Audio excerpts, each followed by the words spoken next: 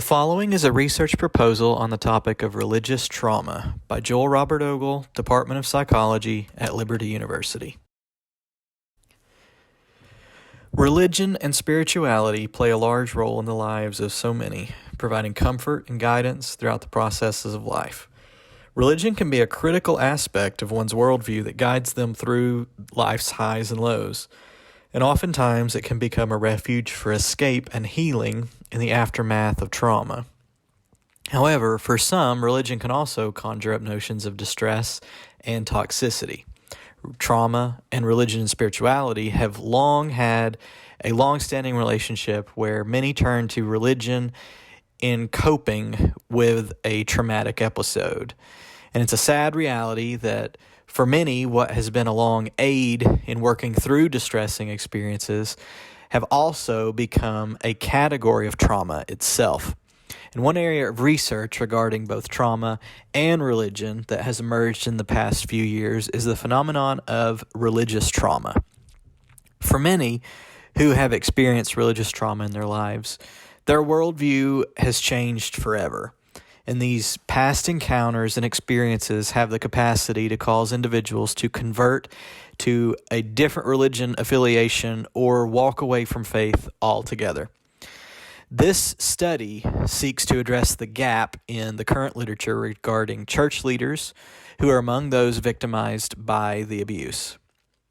By means of surveys and semi-structured interviews, the researcher will seek to understand the lived experiences by those impacted by this phenomena.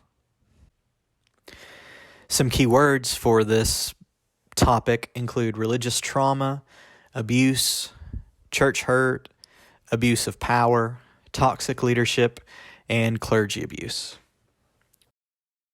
For a little background on the topic, a review of current research indicates a variety of symptoms and background information of participants that have endured traumatic religious encounters. Horman and Vivian studied traumatized individuals within a community and reported findings of closed boundaries within the organization and the external environment, normalized feelings of stress and anxiety among victims, depression that expressed through anger and fear, and feelings of despair and loss of hope. Egan and Lambert then applied these findings by Horman and Vivian to specifically religious organizations and concluded that the symptoms are generalizable among traumatic events that are taking place within religious settings. In employing the findings on those two church leadership positions, they found decreased commitment and evident by a reduced willingness to take up leadership roles and withdraw all completely by removing oneself emotionally from the organization and their obligations and relations. Kinmond and Oakley studied and examined church experiences, showing that only 50% of participants felt comfortable asking questions of leadership on topics that they felt were inappropriate within the church.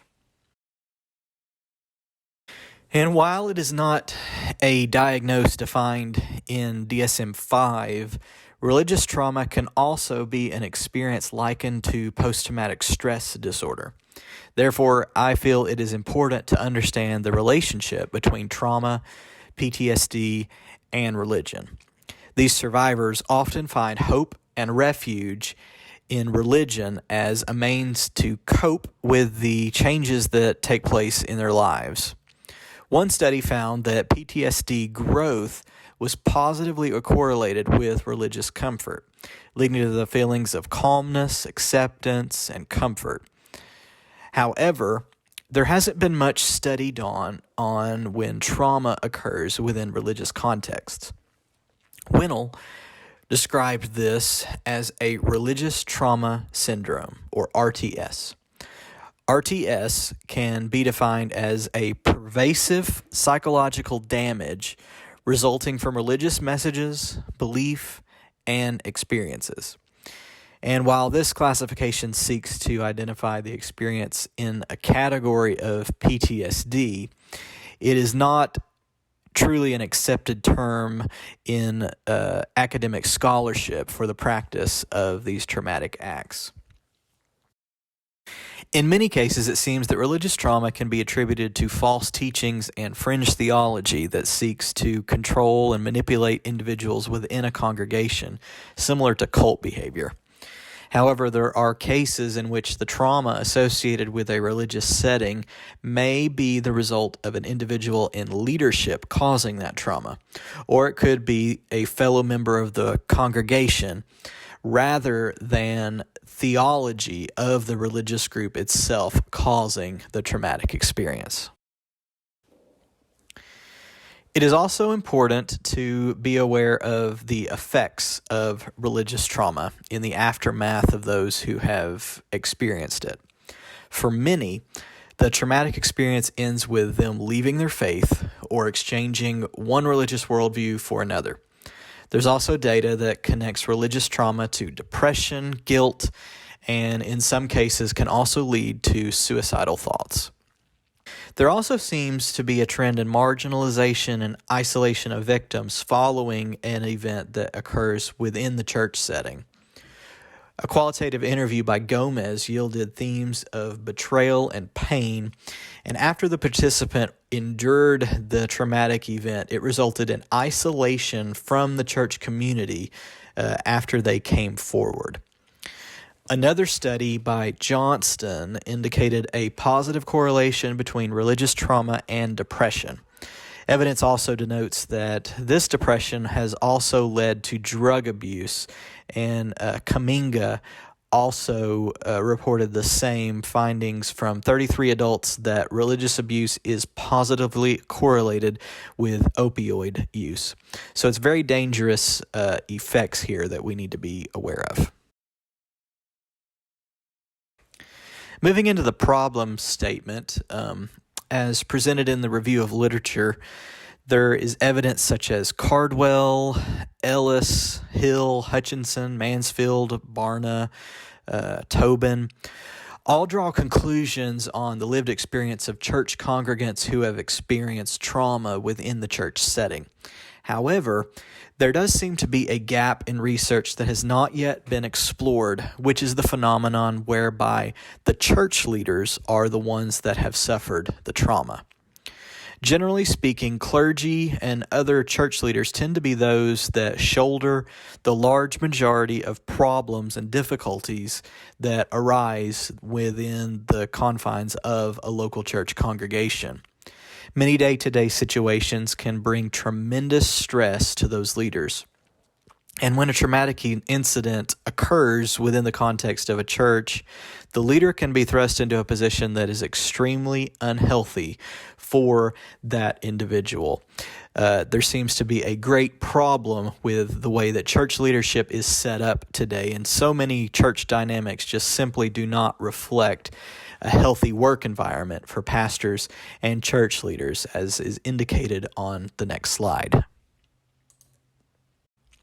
Fuller of Pastoral Care Incorporated published a statistical report of church leaders in 2022 regarding their feelings towards their role in the church. And some of those findings included that 57% reported feelings of discouragement, stress, and fatigue. And 80% claimed that their role in ministry has negatively affected their family. They have indicated that they do not have really anyone that they're able to turn to in times of need. They report that many aspects of their ministry is associated with stress-related crisis. And as was most alarming to me in researching this is 80% of those surveyed stated that they expect conflict to arise within their church. So there's clearly a problem here in terms of the relationship with clergy, church leaders, and conflict or trauma that is occurring within the confines of the local church. As we move into the purpose statement, the purpose of this qualitative study will be to understand the lived experiences of church leaders within the Southern Baptist Convention who have undergone religious-related trauma. At this stage in the research, a church leader is defined as someone who is serving in leadership capacity with the supervisory authority over two or more individuals within a Christian evangelical church that belongs to the Southern Baptist Convention. 3 research questions to be answered by this study include: how do church leaders who have experienced religious trauma describe their lived experience with the trauma? 2, how do church leaders who have experienced religious trauma describe their support-seeking behaviors after the trauma? And 3, how do church leaders who have experienced religious trauma describe the effects of that trauma on their lives? An overview of the research methodology is that given the specificity of the population for this study and really lack of empirical studies defining such a population in current literature, the sampling method that will be used is purposive convenience sampling. And the parameters for that will be that the individual is at least 18 years of age. They must have attended a Christian evangelical church within the United States that belongs to the Southern Baptist Convention for a period of at least 12 months now or in their former service period. The individual must serve or have served in a leadership role over two or more individuals within that church over the last 12 months. And the individual must have experienced a religious trauma event while serving in that capacity in that church. As for procedures, the study will be submitted to the Liberty University IRB for approval, and materials would be included for approval within the study would be a 1-page summary of the study to explain the purpose, procedure, and methods of the study to the potential participants. Then an initial survey questionnaire with a demographic profile would include 3 demographic profile questions, followed by a 10-question initial survey. And then we would move into semi-structured interviews should that participant fit all of the qualifications and demographic questioning. And all of this will be done electronically via Google Forms and the Google Meet platform. There are a few ethical considerations to be made aware of for this study, as has been presented by numerous sources within the review of literature. This phenomenon of trauma has a strong ethical dynamic, and the lasting results from traumatic episodes could be quite distressing. And as the participants recall the traumatic event, it can result in triggering feelings of extremely dangerous mental health concerns. So, in light of this, the researcher should be extremely cautious throughout the research phase of this study. And I feel that while it is an extremely important topic that needs to be addressed, it must be approached with caution when interviewing these victims.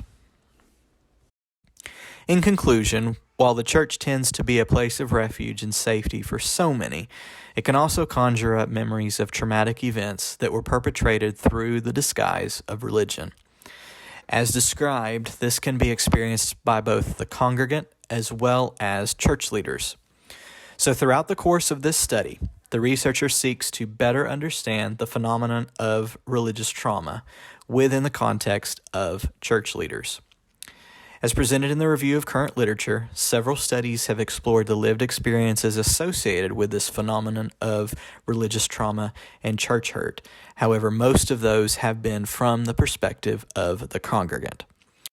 Therefore, this proposal seeks to outline the study of understanding the lived experiences of church leaders who have experienced religious trauma throughout their service in local churches.